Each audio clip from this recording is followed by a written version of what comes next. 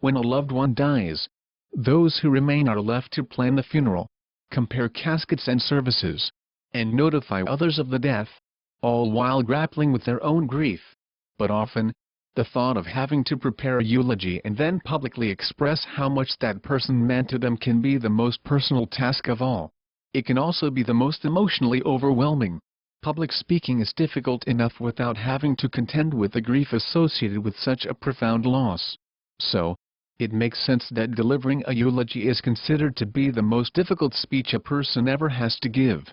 Fortunately, for those who find themselves in that position, there are steps that can be taken to make the process of writing the eulogy a little easier. Length of the eulogy. The first step is to establish a time limit for the eulogy.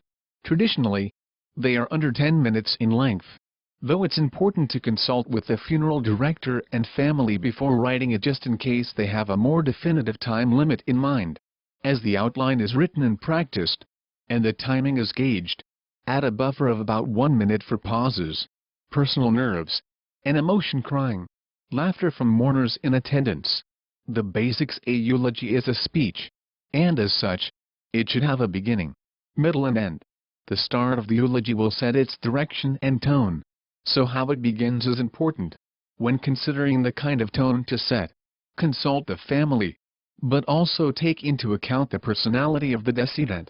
For example, if the decedent was a happy-go-lucky person, consider inserting an appropriate quip or funny memory near the beginning. The very opening of the eulogy should include the name of the decedent and a quick acknowledgement of his relationship with the person delivering the eulogy: brother, boss, friend.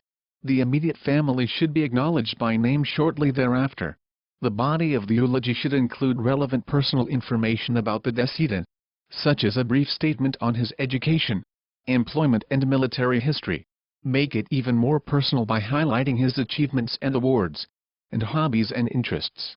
If a line from a scripture or verse, or a poem stanza or song lyric is going to be added, that will typically be inserted near the end of the eulogy. The ending is also where the eulogy will be summarized. Consult the family and friends of the deceased before preparing the eulogy's outline. Contact close family members and friends of the decedent to ask that they share their memories, and then select 1 or 2 stories to add to the body of the outline.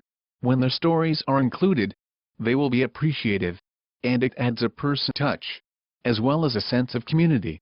Of course, not every story shared will become part of the eulogy, but the act of sharing will foster a sense of inclusiveness and may help in the bereavement process. It's an honor to be asked to write and deliver a eulogy. After all, a eulogy represents the decedent and his family.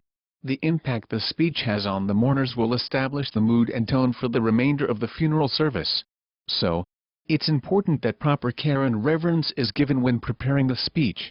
Above all, keep the focus positive, respectful and inspirational from beginning to end.